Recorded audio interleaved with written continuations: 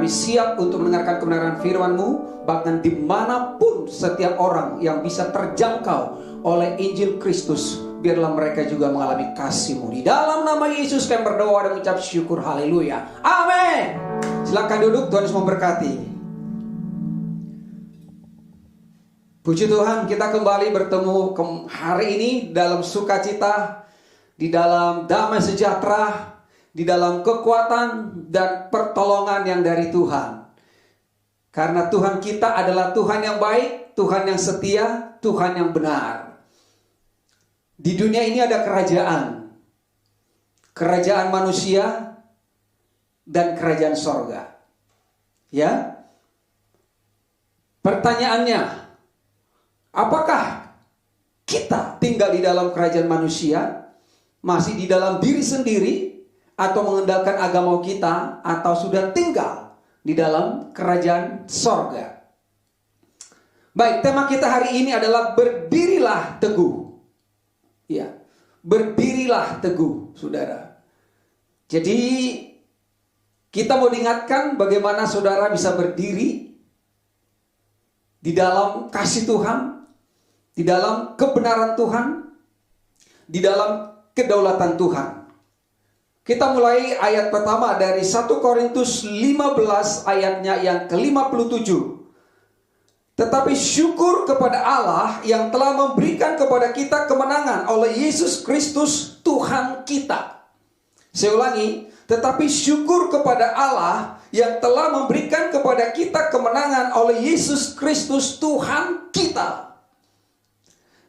Jadi saudara bersyukur. Itu pertama, bersyukur kepada Tuhan. Apa dasarnya bersyukur? Apa alasannya bersyukur? Sangat sempurna jawabannya. Karena kita telah diberikan kemenangan. Semua orang pengen menang, ya. Pertandingan, bahkan mohon maaf dalam debat, hal-hal yang tidak baik pun manusia itu cenderung untuk menang. Tetapi kemenangan kita bahas adalah kemenangan yang diberikan oleh Yesus Kristus Tuhan kita. Jadi saudara, pastikan bahwa saudara menerima kemenangan itu. Bapa telah memberikan kemenangan kepada kita. Ya. Gereja, agama, itu saudara mengikuti formula bagaimana menjadi seorang pemenang. Ya, ada langkah-langkahnya, step by step, supaya menjadi pemenang. Ya, tapi di sini saudara tidak diajari bagaimana saudara menjadi pemenang. Karena kalaupun saudara mempunyai semua cara-cara itu, saudara akan gagal dan gagal.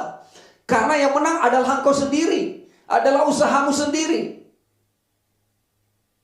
Itu yang diajarkan oleh agama, yang diajarkan oleh manusia. Pertandingan itu selalu mengandalkan kekuatan saudara. Apakah itu halal atau ada intrik-intrik tertentu di dalamnya. Nah sekarang, berdirilah teguh. Kenapa? Karena Bapa telah memberikan kemenangan kepada kita. Dan kemenangan itu adalah oleh Yesus Kristus. Ya, saudara tidak mempunyai kemenangan, dan saudara tidak bisa mengusahakan kemenangan. Saudara tidak bisa berjuang sampai garis akhir, sampai finish, sampai akhir napas hidup saudara untuk menjadi seorang pemenang. Tidak akan pernah. Kemenangan itu berasal dari Bapa yang dikerjakan oleh Yesus Kristus di kayu salib untuk saudara dan saya. Jadi saudara kita menerima kemenangan yang dikerjakan oleh Yesus Kristus di kayu salib. So, siapa yang melakukannya? Yesus Kristus yang melakukannya, bukan saudara dan saya. Yesus Kristus yang mengerjakannya, bukan kita, saudara. Kalau begitu apa yang kita lakukan? Ya menerima. Menerima. Kekristenan itu sangat simpel. Bukan agama yang harus mengikuti semua langkah-langkah. Tetapi saudara hanya menerima. Ketika saudara menerima kemenangan itu, maka kemenangan itu menjadi milikmu. Dan ketika kemenangan itu menjadi milikmu, maka engkau dipastikan adalah pemenang. Ya, itu yang pertama. Jadi di sini semua adalah pemenang. Amin. Semua pemenang ya, semua pemenang. Haleluya. Dari wajah-wajahnya sudah kelihatan, wajah-wajah pemenang. Kemudian kita lihat slide berikutnya ya. Seorang pemenang harus berjuang untuk mendapatkan kemenangan. Coba tampilkan. Seorang pemenang harus berjuang untuk mendapatkan kemenangan. Slide kedua. Seorang pemenang harus berjuang untuk mendapatkan kemenangan, saudara. Tidak ada kemenangan tanpa perjuangan. Ya, banyak perlombaan demi perlombaan, banyak hal-hal yang harus dipersiapkan, yang harus dilakukan untuk mencapai kemenangan di dalam pertandingan tersebut. Jadi, seorang pemenang, dia harus berjuang untuk mendapatkan kemenangan. Ada harga yang harus dibayar. kok sepertinya gimana ya? Ada harga. Benar, ada harga yang harus dibayar untuk menjadi pemenang. Tapi bukan saudara yang membayarnya. Itu dia. Harganya mahal loh, saudara. Mahal. Sangat-sangat mahal. Sampai seluruh dunia ini pun tidak bisa untuk membayarnya. Kemenangan itu, saudara ya. Jadi seorang pemenang harus berjuang untuk mendapatkan kemenangan. Seseorang yang menerima kemenangan tanpa perjuangan adalah lebih dari pemenang. Coba. Jadi pemenang itu harus berjuang untuk mendapatkan kemenangan. Siapa yang berjuang? Yesus sudah berjuang. Bahkan sampai mati di kayu salib. Sudah berjuang. Sampai dengan selesai. Sudah dibayar dengan sangat mahal, saudara. Lalu sekarang saudara apakah masih berjuang? Bukan berjuang. Saudara tinggal menerima. Saudara telah terima. Nah, saudara diberikan kemenangan. Yang berjuang adalah Yesus, dialah pemenangnya.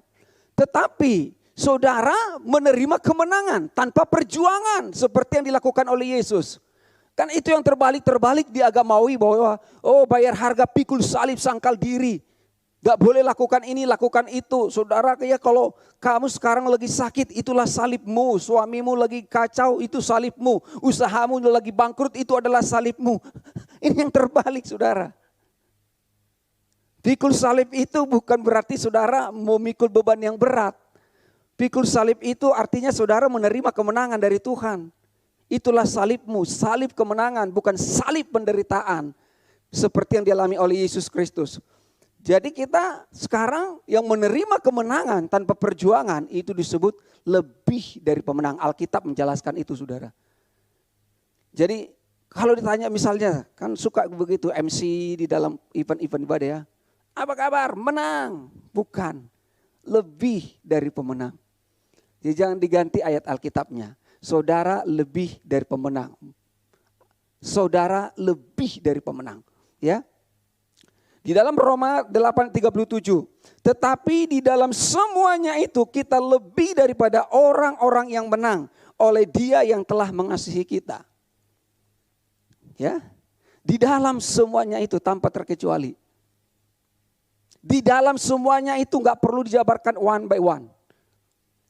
Karena yang tidak terduga, yang tidak terpikirkan bisa terjadi dalam hidup saudara. Entahkah itu baik, entahkah itu tidak baik. Tetapi Alkitab telah mencatat bahwa di dalam semuanya itu kita lebih daripada orang-orang yang menang. Lebih daripada orang-orang yang menang. Nah, semua agamawi itu sedang berusaha berjuang kalau bisa dia menjadi pemenang. Padahal tidak akan pernah terjadi. Nah, sementara saudara, kita ini tidak berjuang tapi menerima. Dan saudara yang menerima kemenangan itu disebut lebih dari pemenang. Di dalam semuanya itu kita lebih dari pemenang. Artinya apa? Kemenangannya sudah sempurna. Komplit. Lalu apa lagi yang saudara lakukan? Ya duduk manis begini, mendengarkan firman Tuhan. Enjoy, nikmati. Saudara, bukan ada lagi perjuangan saudara. Ya, kemenangan itu adalah kemenangan yang sempurna. Karena di dalam semuanya itu sudah sempurna dilakukan oleh Yesus. Tidak ada kontribusi manusia 0,00001% pun. Tidak ada. Itu sudah tegas disampaikan di sini. Jadi 100% itu adalah karya Tuhan bagi saudara. Kemenangan itu kemenangan yang sempurna dan tidak ada kontribusi manusia. Kenapa? Karena kemenangan itu adalah oleh Dia yang telah mengasihi kita. Jadi tetap kembali kepada kasih saudara. Jadi orang yang lebih dari pemenang menerima kemenangan adalah orang yang menerima kasih Tuhan. Oleh Dia yang mengasihi Tuhan. Jadi Tuhan yang mengasihi saudara dalam kondisi apapun, dalam keadaan apapun. Kasih Tuhan tidak pernah berubah. Lalu kita menerima kemenangan itu boleh saya artikan juga sama dengan menerima kasih Tuhan. Ya, jadi kalau saudara bicara sudah menerima kemenangan, berarti saudara menerima kasih-Nya. Tidak ada rasa takut, tidak ada rasa penuduhan, dan tidak ada yang disombongkan karena kita hanya objek yang menerima. Kristus yang melakukannya. Kita lihat berikutnya. 1 Korintus 15 ayat 58 di sini baru kita lihat judul daripada firman Tuhan yang saya sampaikan hari ini. 1 Korintus 15 ayat 58. Karena itu saudara-saudaraku yang kekasih, berdirilah teguh. Berdirilah teguh, jangan goyah. Dan giatlah selalu dalam pekerjaan Tuhan. Sebab kamu tahu bahwa dalam bersekutuan dengan Tuhan, jeripayamu tidak sia-sia. Ini ditekankan oleh Paulus kepada jemaat di Korintus. Berdirilah teguh. Apakah mereka sudah berdiri? Sudah. Hanya meyakinkan dan mengingatkan. Jangan goyah. Supaya tidak goyah lagi. Supaya mereka bisa tetap giat di dalam Tuhan ya. Jadi berdirilah teguh. Jangan goyah. Giatlah selalu dalam pekerjaan Tuhan. Karena dalam persekutuanmu dengan Tuhan tidak sia-sia. Artinya saudara mendapat upah. Nah, kita mulai bahas poinnya ya. Berdirilah teguh. Roma 8 ayat 31. Sebab itu apakah yang akan kita katakan tentang semuanya itu? Jika Allah di pihak kita, siapakah yang akan melawan kita? Ia yang tidak menyayangkan anaknya sendiri, tetapi yang menyerahkannya bagi kita semua. Bagaimanakah mungkin tidak mengaruniakan segala sesuatu kepada kita bersama-sama dengan Dia, bersama-sama dengan Kristus. Jadi ayat ini menjelaskan bagaimana saudara bisa berdiri teguh karena Tuhan ada di pihak kita. Tuhan ada di pihak kita, bahkan Tuhan ada di dalam kita. Jadi saudara, Tuhan ada di pihak kita, bahkan ada di dalam kita. Siapa yang melawan saudara? Berarti melawan Tuhan. Nah, gitu, udah jelas ya. Tuhan ada di pihak saudara, bahkan di dalam kita. Jadi orang-orang yang melawan kita, bahkan iblis sekalipun, pikiran saudara yang belum diperbaharui sekalipun, semua mereka sedang melawan Tuhan. Siapa yang bisa melawan Tuhan? Makanya saudara dipastikan lebih dari pemenang. Tidak ada yang bisa melawan orang-orang yang sudah tinggal di dalam kasih Tuhan. Tidak ada yang bisa saudara. Kecuali saudara merelakan dirimu. Ya. Tidak ada yang bisa mengalahkan kita. Tidak ada yang bisa melawan kita. Tuhan bukan hanya di pihakmu, tetapi Dia ada di dalammu. Yesus terlebih besar di dalam kita sampai selama-lamanya. Jadi saudara, bersyukurlah. Ini yang membuat saudara dapat berdiri teguh di hadapan Tuhan. Slide berikutnya, pertanyaannya, siapakah orang yang berdiri teguh? Karena temanya berdiri teguh, siapa orangnya? Saudara kan bisa jawab nanti. Siapakah orang-orang yang bisa berdiri teguh di tahta Allah, di hadapan Tuhan? Orang yang dapat berdiri teguh di hadapan Tuhan adalah orang, tadi saya sudah bahas pertama adalah orang yang telah menang. Kalau belum menang saudara, gak bisa berdiri teguh. Namanya kalah kan, lunglai, setengah mati. Gak akan pernah bisa berdiri teguh, pintarnya berlutut, bayar harga. Tapi Tuhan katakan berdiri teguh. Siapakah orang yang dapat berdiri teguh? Mereka adalah orang yang menang. Siapakah orang yang telah menang itu? Tadi saya ulangi kembali, orang yang telah tinggal di dalam kasih Tuhan. Itu yang berdiri teguh. Siapakah orang yang tinggal dalam kasih Tuhan? Terus dikumandangkan di mimbar ini, murid Kristus. Itulah yang dapat berdiri teguh. Orang yang menerima kasih Tuhan. Saudara yang menjadi murid-murid Kristus. Bukan murid pendeta, bukan murid agamawi, bukan murid teologi, bukan murid siapa-siapa. Tetapi langsung adalah murid Kristus. Kalau saudara flashback kembali ya. Yesus datang ke dunia ini sih. Apa sih yang dilakukan selain menyelamatkan saudara? Selain mati di kayu salib, selain membayar, selain merebut kemenangan. Karena Adam telah gagal, dia rebut kemenangan. Lalu diberikan kemenangan kepada kita dan kita disebut menjadi pemenang. Bukankah dia memilih 12 murid? Ada yang melenceng, itu bukan kegagalan Tuhan. Karena keputusan ada di tangan saudara untuk percaya atau tidak percaya. Sama seperti Yudas. Dia tetap bersama-sama, belajar bersama, magang bersama, menyaksikan mujizat di mujizat bersama. Tapi dia memilih untuk tetap tidak percaya. Sayang sekali kalau ada orang datang di gereja tiap minggu mendengarkan firman Tuhan. Tetapi mereka tidak pernah menerima kasih Tuhan. Dia hanya tahu Tuhan dengan otaknya. Dia hanya tahu bahwa Tuhan itu baik kalau saya melakukan yang baik. Tapi ketika saya melenceng, Tuhan itu tidak baik. Dia menarik kebaikannya. Tuhan kita bukan Tuhan yang seperti itu. Tuhan kita tidak pernah menyesali kasih karunia-Nya. Sekali engkau sudah menerima kasih Tuhan, selamanya itu dimeteraikan di dalam hidupmu. Tapi bagaimana kalau saya jatuh bangun? Nah ini ikuti selanjutnya. Supaya saudara tidak ada selalu di fase itu saudara ya. Jadi orang yang menerima kasih Tuhan itu adalah murid Kristus. Tuhan di pihak kita berarti saudara tinggal di dalam kerajaan sorga. Kalau Tuhan di pihak saudara ya Tuhan ada di mana? Di dalam kerajaan sorga. Kerajaan sorga itu ada di mana? Ada di bumi ini. Saudara ada di dalam kerajaan sorga. Dan Tuhan mengaruniakan segala sesuatu kepada kita. Ya, mengaruniakan, memberikan, menghadiahkan. Tanpa kriteria-kriteria tertentu, tanpa persyaratan. Unconditional love ya. Itu tanpa syarat diberikan kepada saudara. Tuhan di pihak kita berarti saudara tinggal dalam kerajaan sorga. Tuhan mengaruniakan segala sesuatu kepada kita berarti saudara sesungguhnya ada di dalam kerajaan sorga.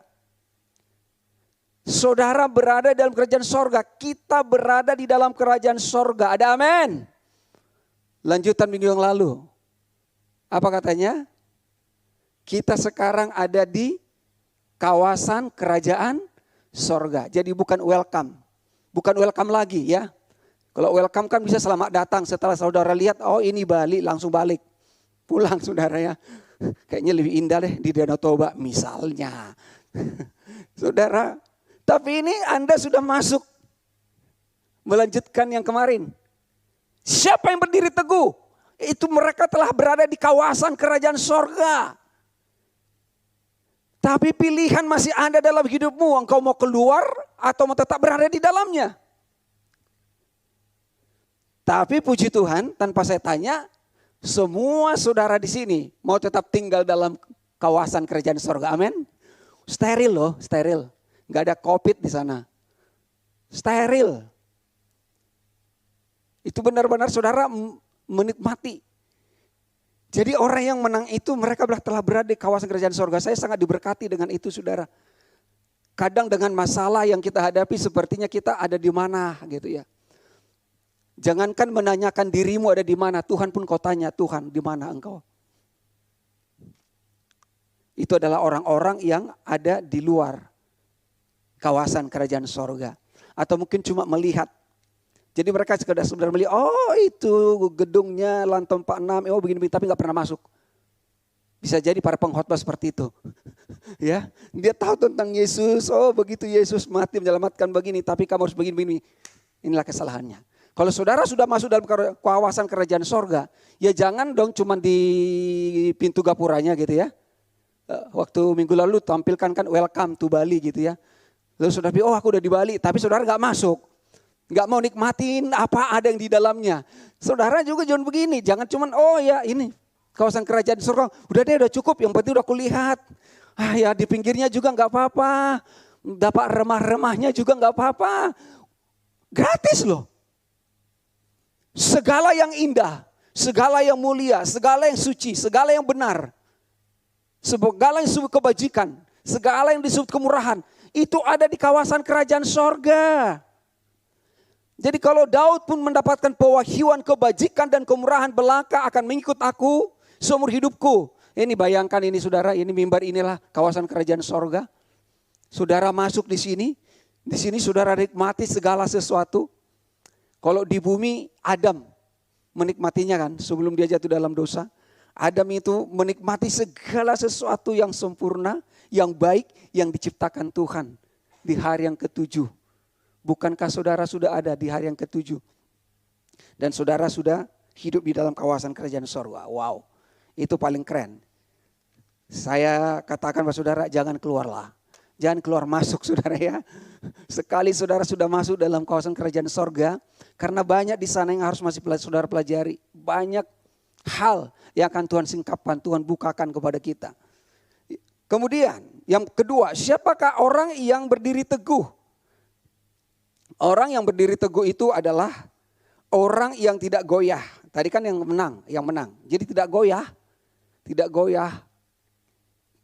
Ditarik ke kiri, ditarik ke kanan, atau coba kita bertanya kepada rumput yang bergoyang.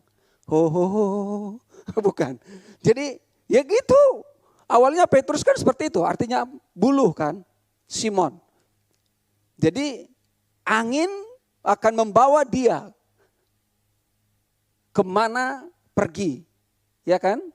Angin bertiup dari timur berarti kita akan moleng, miring ke kanan, dan seterusnya.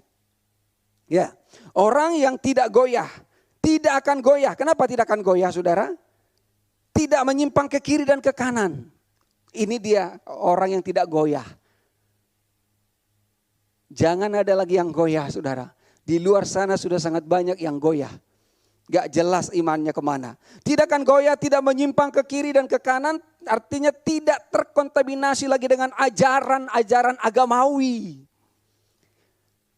Kalau saudara sudah masuk ke kawasan kerajaan sorga, saudara tidak bilang, oh maaf ya, sama kok semua pendeta, sama kok semua gereja. Kan sama Alkitab, sumbernya Alkitab. Iblis juga pakai Alkitab kok, nabi palsu juga pakai Alkitab. Saya bingung kalau saudara masih punya pandangan seperti itu. Kalau saudara sudah ada di dalam kawasan kerajaan sorga tadi, saudara ya stay di sana. Berdiri teguh di sana. Jangan melenceng. Tidak ada lagi yang lebih baik. Oke? Tidak ada lagi yang lebih baik yang akan saudara temukan. Tidak ada lagi yang lebih sempurna yang saudara temukan. Di luar kerajaan sorga. Walaupun kerajaan-kerajaan di Timur Tengah sana kaya-kaya gitu ya. Kerajaan di Inggris lah. Apalagi orang Batak. Semua raja ya. Raja Tobing, Raja Simanjuntak ketemu di pesta. Ya Raja Guguk ada juga, bisa rica-rica. Guguk. Ya saudara ya, tidak terkontaminasi dengan ajaran agamawi. Apa yang membuat goyah? Itu pertanyaannya. Apa yang membuat goyah saudara? Sekalipun kita sudah di dalam kawasan kerajaan sorga, kalau pikiran kita tidak diperbarui itu membuat goyah. Sehingga ada kesempatan, memberi kesempatan kepada iblis untuk menarik saudara kembali keluar. Dan itulah kemauannya. Rupa-rupa angin pengajaran. Jadi membuat goyah itulah rupa-rupa angin pengajaran. Siapa yang goyah ini? Siapa yang terkena rupa-rupa angin pengajaran? Itu adalah anak-anak yang bodoh. Sebagaimana Paulus mengatakan kepada orang Galatia, hai orang-orang bodoh. Hanya orang-orang bodoh yang bisa dibodoh-bodohin. Hanya orang-orang bodoh yang goyah sebentar ke kiri, sebentar ke kanan. Sebentar kemana, loncat sana, loncat sini. Hanya orang-orang bodoh yang bisa diperdaya. Kemudian siapa lagi saudara? Gadis yang bodoh. Jadi tadi kan anak-anak. Bodoh bisa goyah lagi. Terus siapa? Gadis yang bodoh. Itu mempelai. Sudah kelas mempelai pun. Begitu getolnya mengajarkan mempelai, jadi mempelai, jadi mempelai, jadi mempelai. Tapi itu bisa goyah. Buktinya dia kehabisan minyak. Dan pergi bayar harga untuk beli minyak. Tapi minyaknya palsu. Tidak bisa membawa dia masuk dalam kawasan kerajaan sorga. Ada satu tertulis, bebas dari minyak-minyak yang palsu. Saudara, gadis-gadis yang bodoh, anak-anak yang bodoh, itulah yang digoyahkan. Makanya saudara di sini statusmu adalah anak. Kita mempelai, yes. Tapi saudara harus jadi murid. Karena muridlah yang akan berdiri teguh. Walaupun proses by proses mereka lewati. Yohanes, Petrus, pada akhirnya bisa mereka berdiri teguh. Ada kegagalan mereka, ada kegagalan saya, ada kegagalan saudara. Di dalam mengiring Tuhan. Tapi kalau saudara tetap mau lagi dituntun Tuhan. Pasti saudara mengalami kemenangan yang sempurna, yang lebih dari pemenang itu. Sehingga tidak ada lagi. Kan Paulus bilang siapakah yang mempesona engkau lagi?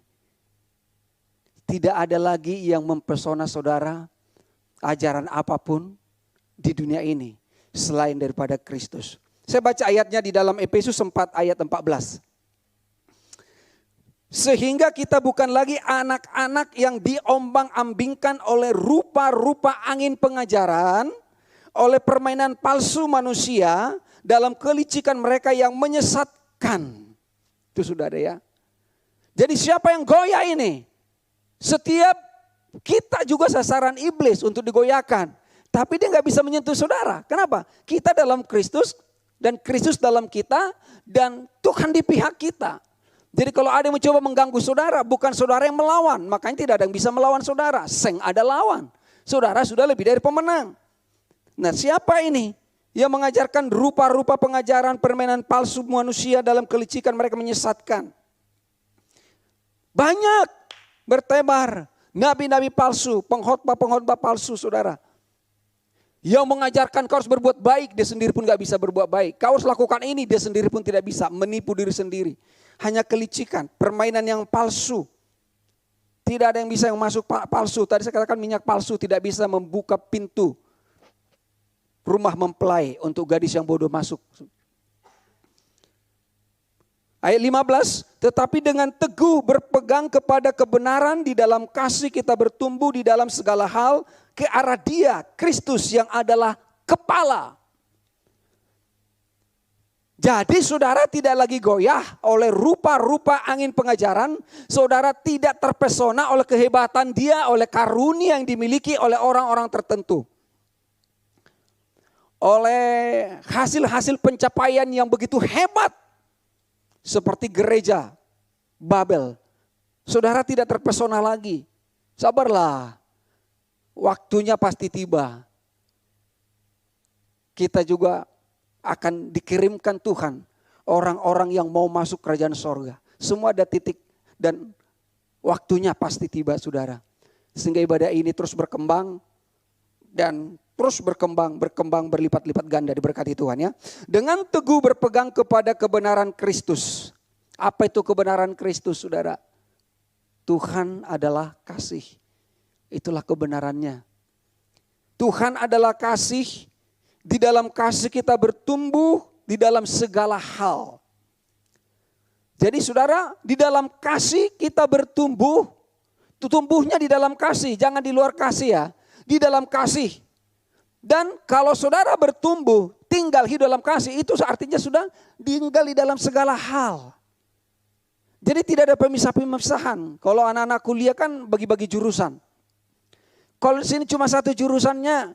Jurusannya apa? Masuk kawasan kerajaan sorga. Terus ngapain di sana? Menikmati kasih Tuhan. Menikmati semua apa yang Tuhan sediakan. Kalau mau agamawi silakan berputar-putarlah di padang gurun. Makan secukupnya. Tapi kalau mau percaya sama Tuhan, masuk kerajaan sorga, masuklah ke tanah Kanaan. Dan saudara terima segala berkat di sana berlimpah. Ya, Tuhan adalah kasih, di dalam kasih kita bertumbuh dalam segala hal. Ke arah Kristus yang adalah kepala. Jadi Kristuslah kepalanya. Makanya milikilah pikiran Kristus. Saudara memiliki pikiran Kristus, pikiran yang dibaharui. Itu yang membuat saudara menjadi tetap tinggal di dalam kasih-Nya. Pertama tadi, yang telah menang, itu yang berdiri teguh, telah menang. Yang kedua, tidak akan goyah oleh rupa-rupa angin pengajaran. Jadi saudara gak loncat sana lagi, loncat sini lagi. Saudara mau komitmen dan saudara mau konsisten tinggal di dalam kawasan kerajaan sorga. Stay di sini dan terus dengarkan kebenaran demi kebenaran yang terjadi bagi saudara. Siapakah yang berdiri teguh? Orang yang giat selalu dalam pekerjaan Tuhan. Jadi saudara di kawasan sorga itu kita tidak pasif. Giat loh. Ketika Adam dan Hawa diciptakan, di semua penyediaan Tuhan yang sungguh sempurna, apakah Adam hanya diam di sana? Apakah Adam hanya pasif di sana? Tidak. Dia aktif, dia harus melakukan sesuatu. Dia melakukan sesuatu. Usahakanlah ini semuanya, menyebut nama-nama. Pada waktu itu ya kita gak bisa bayangin ya. Dan tidak ada juga dijelaskan Adam tidur di mana, ada enggak tempat tidurnya, ada enggak tempat duduknya. Tapi saya yakin dia punya pengetahuan lah untuk mengolah, memotong kayu, untuk membuat kursi. Oh kok gini dapat. Terus mungkin buat lagi kursi goyang gini-gini. Ada dong. Masa Adam cuma lihat-lihat, oh ini burung, ini gajah. Pasti ada yang dikerjakannya. Ada. Makanya giat, bukan pasif, bukan diem. Maka dikatakan giatlah. Siapakah orang berdiri teguh? Orang yang giat selalu dalam pekerjaan Tuhan. Pekerjaan Tuhan, bukan bisnis kita. Coba pekerja-pekerja sekarang ya. Bisa sampai 24 jam, bisa 8 jam, bisa 16 jam, tergantung shiftnya dan segala macam saudara. Ya itu resiko, itu pekerjaan memang yang secara natural alami harus dilakukan. Tetapi orang yang giat selalu dalam pekerjaan Tuhan itu seperti apa sih? Filipi 2 ayat 12. Hai saudara-saudaraku yang kekasih, kamu senantiasa taat. Karena itu tetaplah kerjakan keselamatanmu dengan takut dan gentar. Bukan saja seperti waktu aku masih hadir, tetapi terlebih pula sekarang waktu aku tidak hadir. Karena Allah lah yang mengerjakan di dalam kamu baik kemauan maupun pekerjaan menurut kerelaannya. Ini ayat kontroversial yang selalu dibuat oleh orang-orang tertentu. Bahwa keselamatan itu harus dikerjakan supaya sempurna. Supaya kepadamu dikaruniakan hak untuk masuk ke kawasan kerajaan sorga tadi. Tapi mau kita lihat sebenarnya apa sih yang dialami oleh jemaat di Filipi ini. Sehingga Paulus menuliskan ini. Hai saudara-saudaraku yang kekasih. Berarti mereka ini sedang di dalam jalur yang benar. Kalau tidak kan Paulus marah dong. Seperti jemaat di Galatia yang bodoh menyimpang, hai orang-orang bodoh. Tapi di sini, hai saudara-saudaraku yang kekasih. Jadi jemaat di Filipi ini sedang baik-baik saja, saudara ya. Hanya mengingatkan, biar saudara tahu, ini mengingatkan, dia tidak mengecam. Hai saudara-saudaraku yang kekasih, kamu senantiasa taat, garis bawahi. Jemaat di Filipi itu senantiasa taat. Dia hanya mengingatkan engkau sudah ada di dalam tracknya Tuhan. Kamu senantiasa taat. Lalu karena itu tetaplah kerjakan keselamatanmu. Mereka sudah giat gak? Sudah melakukan gak? Sudah. Tapi diingatkan tetap ya. Tetap ya walaupun aku ada, walaupun aku tidak ada, tetap engkau giat di dalam Tuhan. Tetap bersekutu dengan Tuhan. Tetap lakukan ketaatan. Buah ketaatan yang sudah kau miliki gitu saudara ya. Kerjakanlah keselamatanmu dengan takut dan gentar. Bukan saja seperti waktu aku masih hadir. Tetapi terlebih pula sekarang waktu aku tidak hadir. Jadi Paulus mengingatkan kepada jemaat di Filipi ini. Mirip Philadelphia juga ya.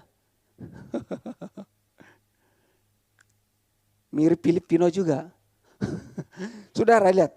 Tapi itu kan masih koma saudara. Masih koma. Sama seperti Adam bekerja di Taman Eden. Itu bukan dari dia. Tapi dari kekuatan Tuhan. Hikmatnya, pengetahuannya, kekuatannya. Semua dari Tuhan. Karena Allah lah yang mengerjakannya di dalam kamu. Baik kemauan maupun pekerjaan. Menurut kerelaannya. Jadi tetap kerjakan keselamatannya itu artinya tetap tinggal dalam kasih Tuhan. Jangan keluar lagi dari kawasan kerajaan sorga. Karena keselamatanmu di situ dan semua akan kau nikmati buah daripada keselamatan itu saudara. Keselamatan bukan artinya bebas dari dosa, bukan hanya bebas dari penyakit, bukan hanya bebas dari kutuk. Semua komplit dan sempurna. Bahkan nanti di sorga kita lihat belum seberapa. Walaupun kita sekarang ini oleh anugerah Tuhan mendapatkan pewahyuan dari Tuhan. Tuhanlah yang mengerjakannya di dalam kamu. Jadi siapa yang bekerja? Tuhan. Siapa yang dipermuliakan? Tuhan. Mengerjakan dengan apa? Mengerjakan dengan kerelaan. Jadi harus dengan kerelaan. Tuhan sudah memberikan kerelaan bagi saudara untuk hidup di dalam kebenarannya. Jadi ini sukarela. Maukah saudara giat melayani Tuhan atau tidak? Kerelaan sudah diberikan Tuhan. Ketika saudara tidak mau berarti saudara menolak kerelaan itu. Jadi tidak ada paksaan di sana, tapi kerelaan. Kerelaan itu berarti dengan kasih. Saudara memberi dengan rela berarti memberi dengan kasih. Bukan karena kewajiban. Bukan karena ada feedbacknya nanti, oh kalau aku kasih begini nanti aku akan dapat begini. Bukan saudara. Ini ya. Jadi orang yang giat di dalam pekerjaan Tuhan itu saudara, kita akan lihat sedikit lagi penjelasannya ini. Giat selalu dalam pekerjaan. Pekerjaan Tuhan ya. Bukan pekerjaan saudara. Lalu kita ngomong gak ada lagi waktu untuk Tuhan. Padahal segala sesuatu yang kau lakukan, lakukanlah seperti untuk Tuhan. Saudara di pekerjaan, di dunia bisnis, marketplace, apapun yang kita lakukan. Itu sama seperti untuk Tuhan dan melakukannya di dalam nama Tuhan. Yohanes 6 ayat 28. Lalu kata mereka kepadanya, apakah yang harus kami perbuat supaya kami mengerjakan pekerjaan yang dikehendaki Allah? Mau orang Farisi kayak, mau ahli Taurat, mau orang Yahudi, mau murid. Mereka belum tahu. Itu makanya ada pertanyaan.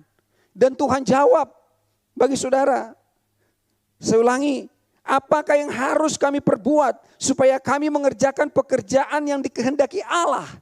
Jadi yang saudara kerjakan adalah melakukan pekerjaan yang dikehendaki Allah. Ada sebagai pemain musik, sebagai worship leader, sebagai kameramen dan semua ini. Ini pekerjaan Tuhan. Tuhan yang melakukan ya. Jawab Yesus kepada mereka dalam ayat 29. Ini jawabannya, pekerjaan yang dikehendaki Allah. Inilah pekerjaan yang dikehendaki Allah, yaitu hendaklah kamu percaya kepada Dia yang telah diutus Allah. Haleluya. Jadi apa pekerjaannya? Percaya. Percaya itu artinya menerima. Ya, saya ulangi, percaya itu adalah menerima. Kalau ada yang percaya tapi tidak menerima, itu belum percaya sebenarnya. Percaya yang benar adalah menerima. Iblis juga percaya Yesus adalah Tuhan. Tapi apakah dia menerima? Banyak orang di luar sana percaya, ya Tuhan ada. Tapi tidak pernah menerima Tuhan. Saudara, jadi mengerjakan pekerjaan yang dikehendaki Tuhan itu adalah percaya kepada Kristus. Itu saja. Percaya, kalau saudara percaya pada Kristus, saya ulangi, bukan berarti diam saja. Kristus yang bekerja dan bergerak itu di dalam kita dan melalui kita, berarti saudara lakukan banyak hal. Di rumah, dimanapun, di sekolah, di kampus. Saudara melakukan banyak hal karena Kristus dalam kita. Mengerjakan pekerjaan yang dikehendaki Tuhan, yaitu percayalah kepada Kristus, menerima kasih Tuhan dan tinggal di dalam kasih-Nya.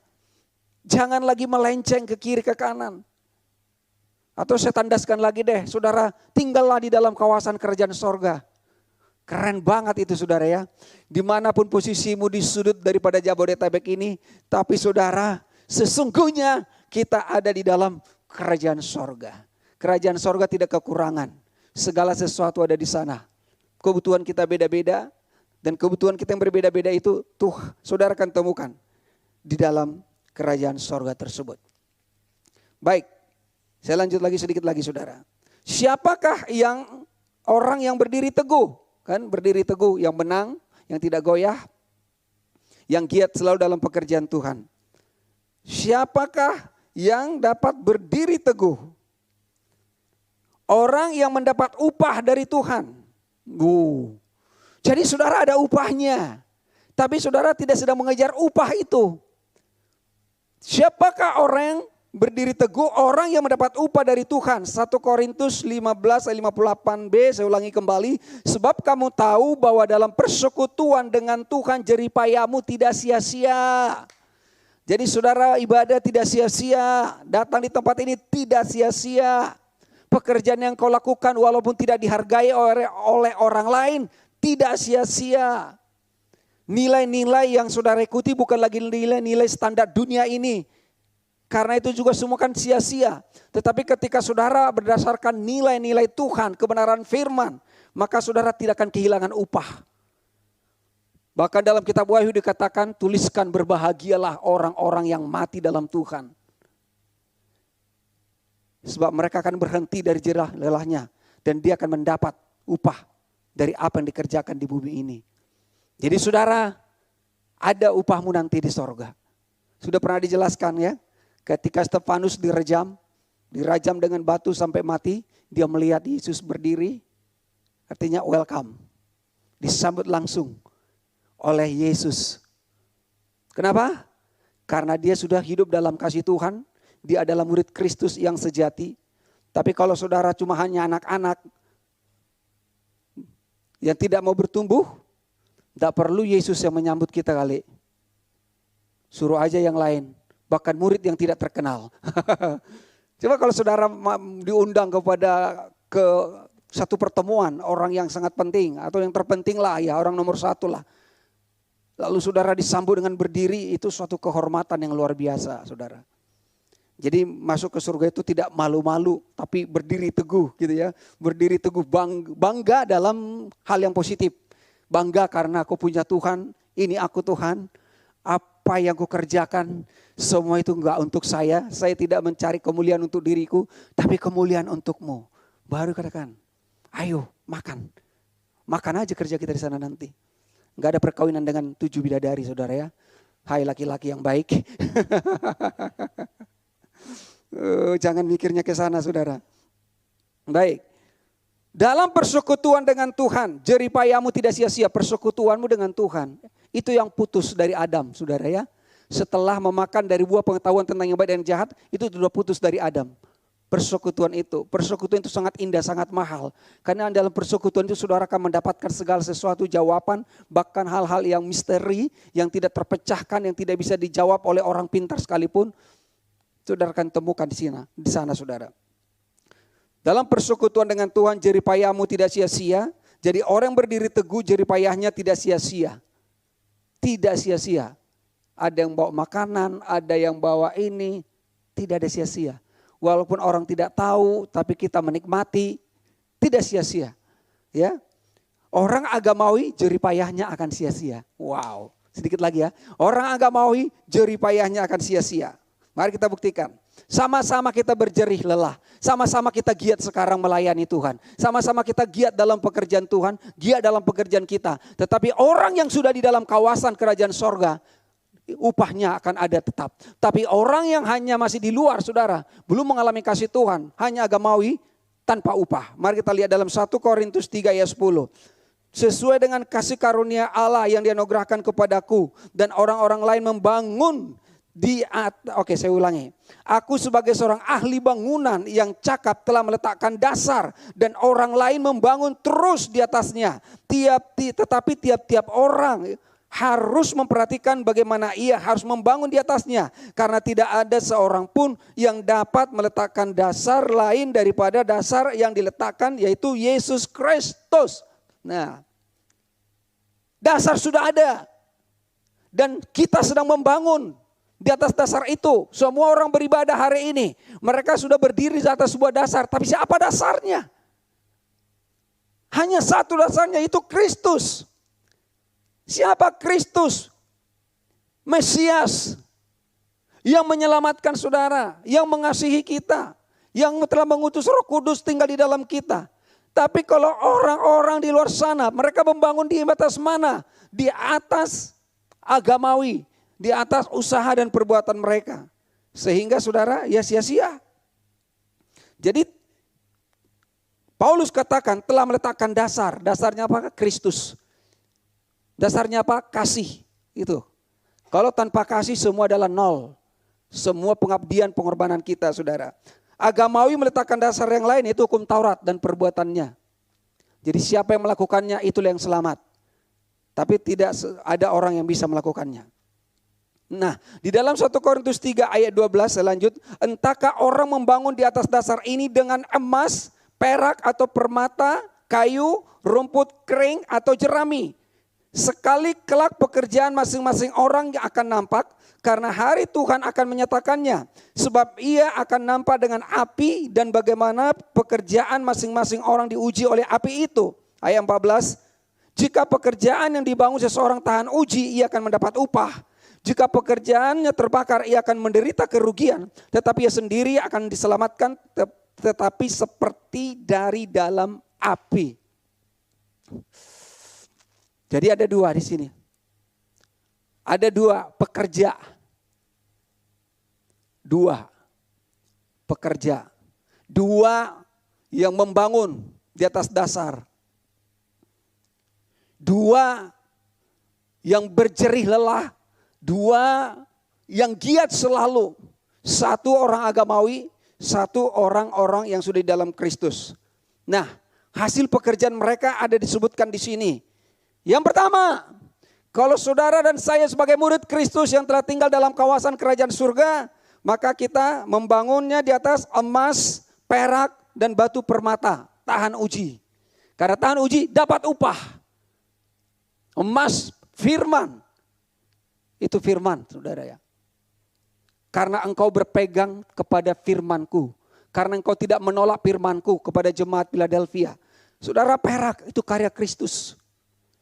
Yesus sudah menyelesaikannya bagi saudara. Batu permata, saudara, permata-permata yang hilang, yang sudah ditemukan. Sekarang saudara bisa terkoneksi dan bersekutu dengan Roh Kudus. Bersekutu dengan Tuhan. Dan sementara mereka yang agamawi adalah kayu, rumput kering, dan jerami terbakar. Ya, jadi murid-murid Kristus pasti mendapat upah. Dan murid-murid agamawi pasti menderita kerugian. Atau mungkin mereka, kalau dalam konteks ini adalah orang-orang sudah lahir baru, tapi mereka yang masih goyah, yang masih terkontaminasi seperti orang bodoh, anak-anak yang bodoh, dan seperti gadis-gadis yang bodoh. Kesimpulannya adalah, selesai ya. Jadi orang yang berdiri teguh adalah orang yang telah menang, lebih dari pemenang, menerima kemenangan. Itulah saudara. Itulah yang berdiri teguh. Kemudian orang yang tidak goyah, tidak mau terkontaminasi, tidak akan hanyut lagi dalam lautan agamawi. Tidak seperti pasir, tapi saudara seperti bintang. Tidak terkontaminasi. Dan berikutnya orang yang giat selalu dalam pekerjaan Tuhan. Giat selalu dalam pekerjaan Tuhan, menjalankan perannya di dalam Tuhan. Sudah 3 minggu yang lalu kalau nggak salah, saudara punya peran loh di sini. Fungsikanlah peranmu sayang. Cuma 1, lalu dikubur jangan. Saudara punya 5 talenta, 2, 3, ayo. Saudara bisa di dalam bidang apa? Lakukanlah sesuatu. Itulah saudara yang giat dalam Tuhan. Bisa menjalankan perannya di dalam Tuhan. Dan orang yang mendapat upah dari Tuhan. Saudara pasti dapat upah. Tidak sia-sia dan tetaplah tinggal dalam kasih Tuhan. Itulah yang disebut murid Kristus. Tuhan Yesus memberkati. Mari kita berdoa. Terima kasih Tuhan Yesus yang baik. Kami adalah murid-murid-Mu. Kami telah tinggal di dalam kasih-Mu, hidup di dalam kasih-Mu Tuhan. Kami telah berada di dalam kawasan kerajaan sorga.